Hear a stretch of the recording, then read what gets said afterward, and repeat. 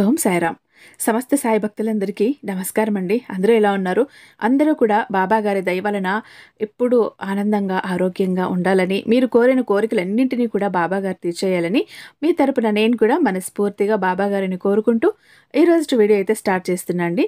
ఇక ఈరోజు బాబా గారు సాయి మాటగా నా నోట ఏం పలికించబోతున్నారు అంటే, మనం మనసు పెట్టి పిలవాలే కానీ బాబాగారు మనకు ఏదో ఒక విధమైన రూపంలో వస్తూనే కనిపిస్తూనే ఉంటారండి.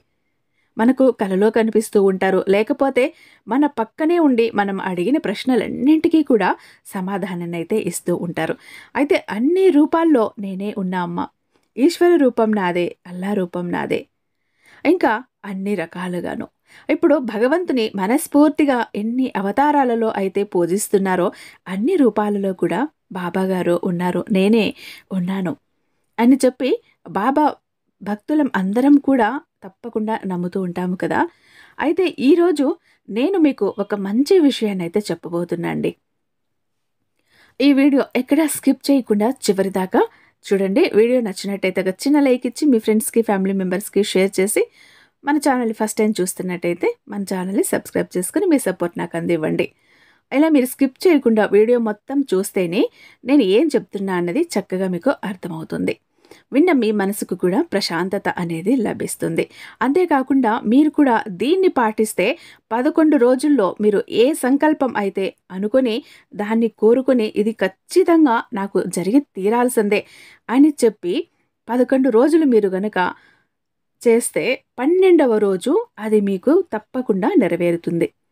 మనస వాచ మీరు మనసులో పూర్తిగా బాబా గారిని నమ్ముకొని గనుక ఇది ఫాలో అయ్యారంటే ఖచ్చితంగా మీకు జరిగి తీరుతుందండి. ఇక బాబా గారి సందేశం వినబోయే ముందు మనకు తెలిసినటువంటి ఒక గురూజీ అండి. మీరు ఎన్నో చోట్ల జ్యోతిష్యం చెప్పించుకొని విసిగిపోయే ఉంటారు, సరైనటువంటి ఫలితాలు లేకుండా. ఒక్కసారి నమ్మకంతో ఇక్కడ ట్రై చేసి చూడండి. మీ జాతకాల్లో ఎటువంటి దోషాలు ఉన్నా కూడా వాటికి తగినటువంటి పూజలు చేసి పరిష్కారాలు అందిస్తున్నారు.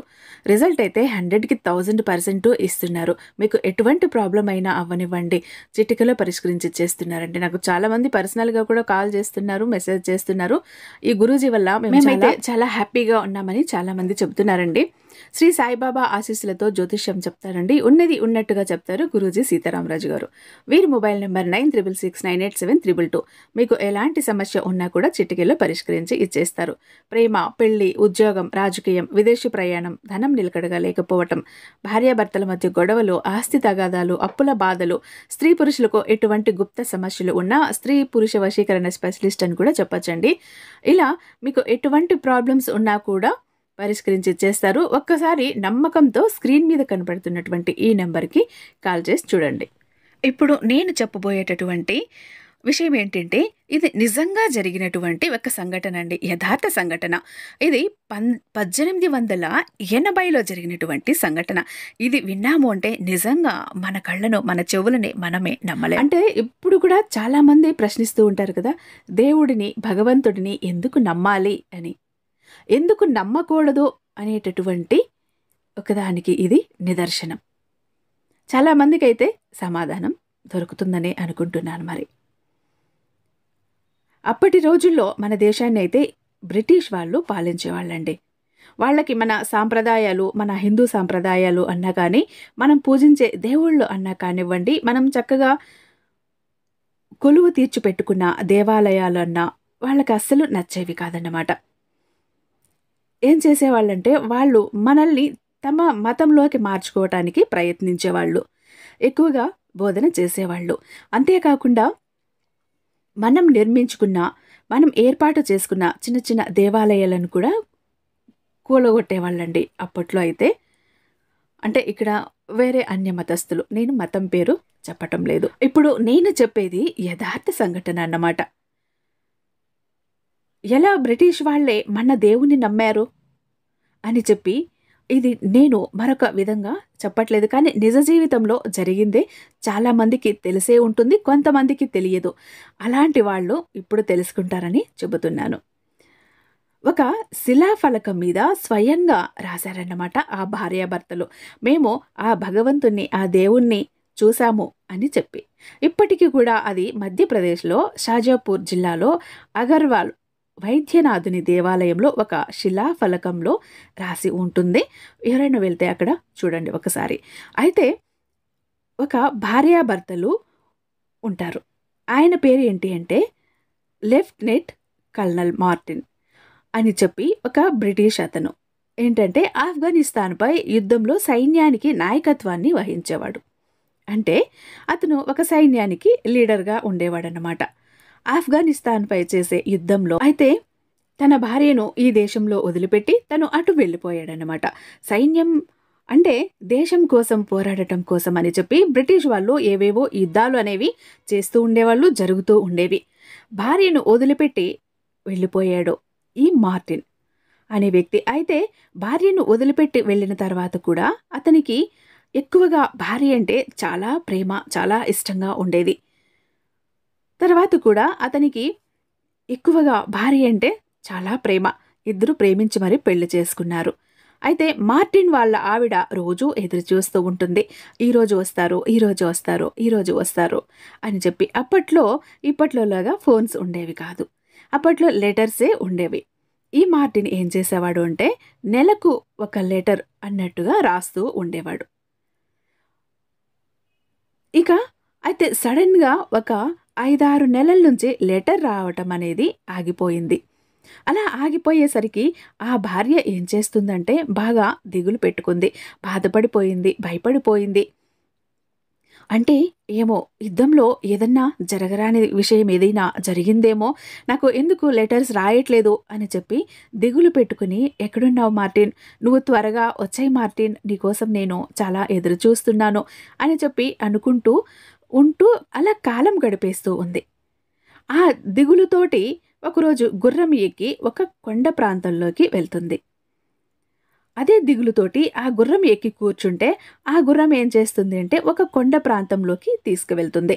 అయితే అక్కడ ఒక కొండ, చాలా చక్కటి కొండ, ప్రశాంతమైన వాతావరణం. సాయంత్ర సమయంలో చల్లటి వాతావరణంలో ఒక కొండ దగ్గర ఆగి కూర్చుంటుంది.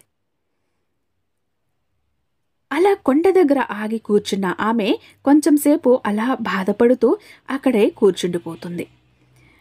అంటే మనసులో తన భర్త గురించి ఆలోచన. ఇప్పుడు ఏం చేస్తున్నారు, అసలు ఉన్నారా లేదా, ఉంటే నాకు ఎందుకు లెటర్ రాయటం లేదు, ఏమైపోయావు మార్టిన్ అని చెప్పి కళ్ళ నిండా నీళ్లు ఎదురుగా తన భర్త రూపాన్ని ఊహించుకుంటూ ఉంటుందన్నమాట. సడన్గా కొంచెం దూరం నుంచి మంచి సువాసన, ధూపదీపాల సువాసన, పక్కగా బాగా ఘంటారావం మోగుతోంది. ఇంకా వచ్చేసి బాగా అంటే ఒక గుడిలో మంచి ధూపదీపం సువాసన, గంధపు వాసన, పూలపు వాసన వస్తూ ఉన్నాయి. గంటలు మోగుతూ ఉన్నాయి. అట్లా చాలాసేపు వస్తున్నాయి, చాలా గట్టిగా వినపడుతున్నాయి ఘంటారావాలు. సువాసనలైతే ఆమెను కమ్మేస్తూ చుట్టుముట్టేస్తున్నాయి. ఆమె ఇంకా ఈ సౌండ్ ఎక్కడి నుంచి వస్తుంది అని అనుకుంటుంది. అయితే బాగా పక్క నుంచి అయితే వస్తుంది.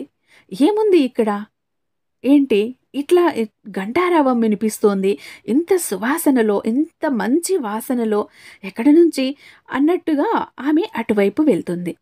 వెళ్తుంటే అక్కడ ఒక మహాశివాలయం ఉంటుంది. ఒక పెద్ద శివాలయం, వైద్యనాథుని దేవాలయం. అది వైద్యనాథుని దేవాలయం. అయితే అక్కడకు వెళ్ళి కూర్చుంటుంది. కూర్చుంటే, అమ్మా నేను ఇక్కడ ఒక పంతులు గారిని, కూర్చోండమ్మా, తీర్థం ఇస్తాను, హారతి ఇస్తాను, హారతి తీసుకుని తీర్థం పుచ్చుకోండి వెళ్దురుగాని అని అంటారు ఆయన. నేను ఈ దేవుని నమ్మను, అంటే బ్రిటిష్ వాళ్ళు వేరే మతస్థులు కాబట్టి వారి దేవుడిని వాళ్ళు నమ్ముకుంటారు కాబట్టి నేను ఈ దేవుని నమ్మను, నాకు ఇట్లా ఏం పట్టింపులు లేవండి అని చెప్పి ఆమె నేను వెళ్ళిపోతాను అంటూ లేస్తుంది. అంటే కాదమ్మా ఆగు, ఒక్క నిమిషం కూర్చో అని చెప్పి ఆయన లోపలికి వెళ్ళి శివుని యొక్క గొప్పతనాన్ని చెబుతూ, అంటే ఓం నమః శివాయ, ఓం నమః శివాయ అనుకుంటూ పూజ చేసుకుంటూ తనకు చక్కగా హారతి ఇచ్చి తీర్థం పోస్తారన్నమాట. నువ్వు ఏదో బాగా బాధలో ఉన్నావు తల్లి, ఆ శివుడిని గనుక, ఆ సర్వేశ్వరుడిని, ఆ లోకనాథేశ్వరుడిని తలుచుకున్నావు అంటే ఆయన చేయలేనిదంటూ ఏమీ లేదమ్మా, నువ్వు మనస్ఫూర్తిగా మనస వాచ ఆయన్ని నమ్ముకొని నువ్వు ఆయన నామజపం అనేది నువ్వు స్మరిస్తూ ఉన్నావంటే నువ్వు ఎంత పెద్ద కోరిక కోరుకున్నా కూడా అది నెరవేరుతుంది తల్లి అని చెప్పి ఆ పంతులు గారైతే ఇలా ఆ మార్టిన్ వాళ్ళ ఆవిడకి చెప్తారన్నమాట. తల్లి, నేను ఇక్కడ మా దేవుడిని నమ్మి ఆ దేవుడు వేరే, ఈ దేవుడు ఇవన్నీ నేను చెప్పట్లేదు తల్లి. ఇప్పుడు ప్రస్తుతానికి నీ మనసులో నువ్వు పడుతున్న బాధకి, నువ్వు పడుతున్న క్షోభకి ఒక చిన్న మనశ్శాంతి అయితే నీకు కలుగుతుంది. కాబట్టి ఒక్కసారి నేను చెప్పినట్టు చెయ్యి తల్లి. ఆ పైన నీ ఇష్టమమ్మా. నీ మనసులో కలత దూరం చేసుకోవటానికి మాత్రమే నేను ఈ సలహా ఇచ్చాను తల్లి. ఇష్టమైతే తీసుకో, లేదంటే వద్దు. దేవుడు సర్వాంతర్యామి, ఆ దేవుడు ఈ దేవుడు అని నేను అనుకోవట్లేదు. అందరూ దేవుళ్ళు ఒక్కటే అని ఆ పంతులు గారు ఇలా అన్నారన్నమాట. ఆమె అంటే ఎంతో బాధలో ఉందని ఆయనకు అర్థమైపోయింది.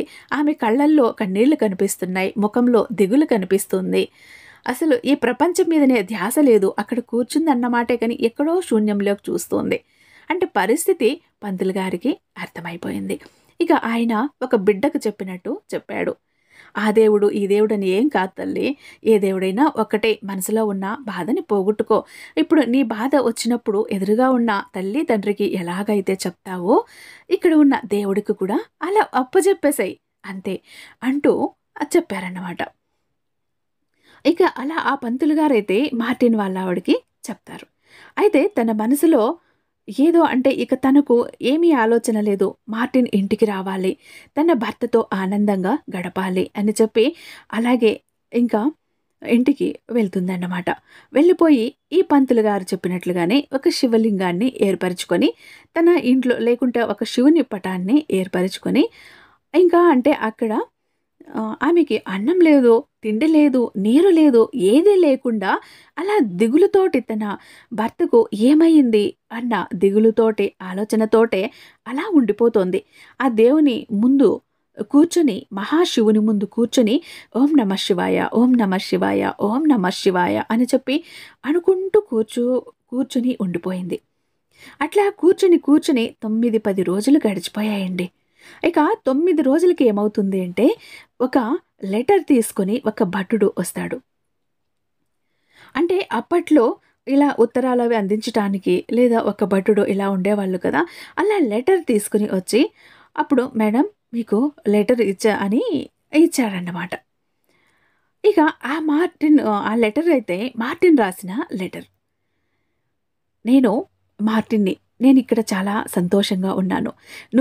నువ్వు నా గురించి చాలా ఆలోచిస్తున్నావు అని చెప్పి నాకు తెలుసు. నువ్వు ఏడవకు, బాధపడకు, నేను ఇక్కడ క్షేమంగా ఉన్నాను. కొన్ని రోజుల క్రితమైతే చాలా పెద్ద యుద్ధమే జరిగింది. వేరే దేశం వాళ్ళందరూ వచ్చి నన్ను చుట్టుముట్టారు. మా సైన్యం చేతులలో ఒక్క ఆయుధం కూడా లేదు. ఆ నిమిషమే నేను చచ్చిపోయేవాడిని, బతుకుండేవాడిని కాను. అస్సలు బతికి ఉంటానని కూడా అనుకోలేదు. కానీ నా మీదే ఒక్కసారి అందరూ దాడి చెయ్యగానే ఒక మహాశక్తిలాగా, ఒక వెలుగులాగా ఒక అతను వచ్చాడు. అతను చూడటానికి ఎలా ఉన్నాడు అంటే ఒంటి నిండా కూడా తెల్లగా ఏదో రాసుకొని ఉన్నాడు.